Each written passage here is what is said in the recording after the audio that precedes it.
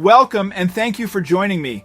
Have you ever stumbled upon something that wasn't meant to be found? Imagine you're out at sea, the waves gently rocking your boat, the salty breeze in the air, when suddenly something appears on the horizon. A ship, long lost, whispered about in local legends, now eerily adrift. No distress signals, no signs of life, just silence. Would you investigate, or would you turn back, leaving its mystery untouched?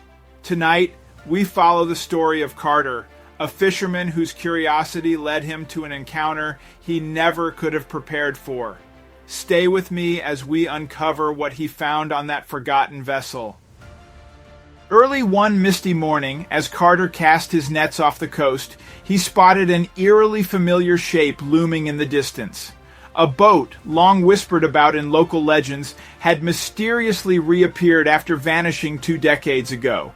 Driven by a blend of fear and curiosity, Carter approached, unaware of the discovery that awaited him.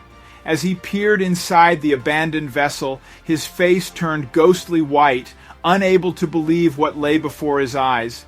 Carter first told himself, "No, this can't be," refusing to believe that the ship had simply reappeared after 20 years. However, as he slowly approached it, it became clear that he was wrong. As he got closer and closer to the ship, he decided he was going to board it. He had to. Now that he had found it, he couldn't just leave without taking a look inside. He had thought about calling the police first, but they would tell him to share the ship's location and instruct him not to go near it, and he didn't like that idea. Later, however, he would come to regret this decision. Carter thought that since he had found the ship, he should also be the first one to look inside. He already imagined the newspaper headline, "Local Fisherman Makes Stunning Discovery," and thought about how this would benefit his business. He had no idea what was waiting for him in there. Carter had so many questions. What had happened to this ship 20 years ago? Why had no one been able to find it until now? And he had just randomly bumped into it. How was that even possible? He wondered if he would find any answers, but the idea itself that he was about to explore a missing ship was exciting enough for him. He searched for the best spot to anchor his boat, and after almost circling the ship, he finally spotted a ladder. This was it. He looked up and was intimidated by how large the ship was, but he wasn't going to let that scare him. Carter took a deep breath and pulled himself up onto the next step of the ladder. He carefully made his way up, still unaware of the absolute horror he was about to discover inside. He had heard so many horrible stories about what could have happened to it and its crew, and while Carter certainly loved a mystery, he wanted to see the truth with his own eyes. He let out a deep sigh as he finally made it over the railing of the ship and climbed onto the deck. Where would he look first? He walked around a bit and tried to open the first door he walked past. He held his breath as he pushed the handle, but the door wouldn't budge. It was locked. Carter found this strange, but it didn't bother him at all. The ship was huge, and he was actually looking forward to exploring it. However, soon his excitement would turn into horror. Carter walked to the next door and smiled when this one opened. He walked in and slid his hand along the wall, looking for a light switch. He flipped the switch a couple of times, but to his disappointment, nothing happened. "Well, it would have been weirder if it did work, I guess," he whispered as he looked around the space he found himself in. Carter looked around the dark room, his eyes scanning over the mundane objects, chairs, tables, and boxes. Everything seemed untouched by time, yet eerily normal. It was just a room full of old furniture and forgotten supplies.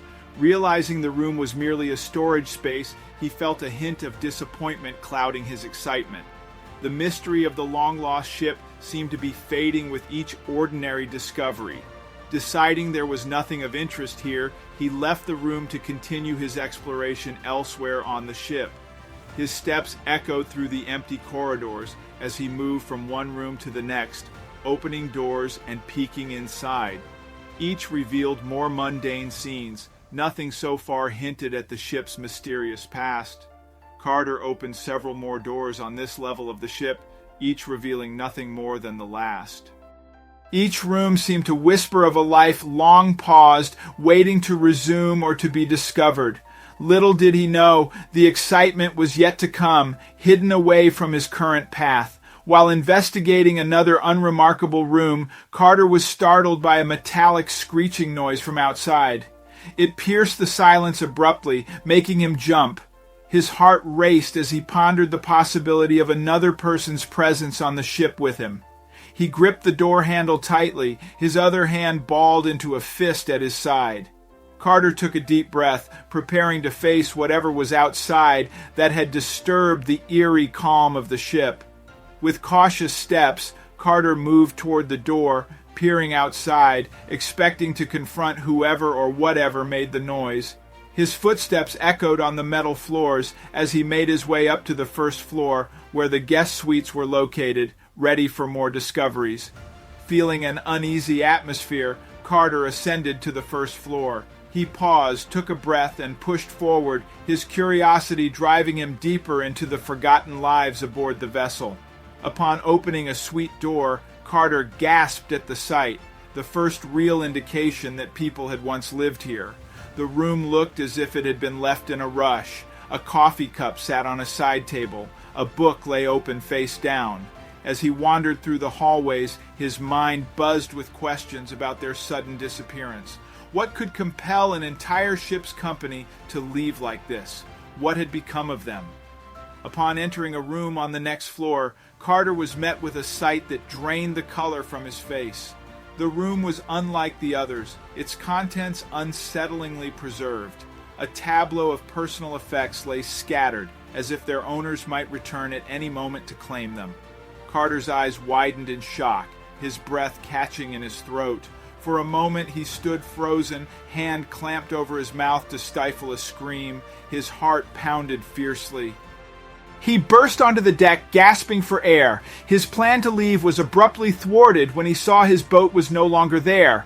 The rope he had tied lay limp on the dock, the end frayed as if cut. Panic set in as he realized the implication. Someone else must be on the ship with him. Terrified and alone, he lamented his decision to explore the ship, now trapped with no apparent escape. He staggered back from the edge, his mind reeling from fear. Every sound was a potential threat, every shadow a hiding place for this unseen other. Desperate for a way off the ship, Carter resolved to seek out a means of communication or another exit strategy. His survival instincts kicking into overdrive, he hurried through the corridors, scanning for anything that resembled a radio room or lifeboats. Each empty room he passed seemed to taunt him with its silence. Determined, he headed toward the upper deck, hoping the captain's quarters might hold a working radio. But then, a previously locked door caught his eye. Now, inexplicably, it stood slightly ajar. Carter paused, his hand hovering over the handle, curiosity piqued despite the foreboding feeling churning in his gut. With a cautious push, he opened it further, peering into the shadowy room beyond. The musty smell of old paper and rusted metal wafted out, beckoning him to step inside. This is how it ends.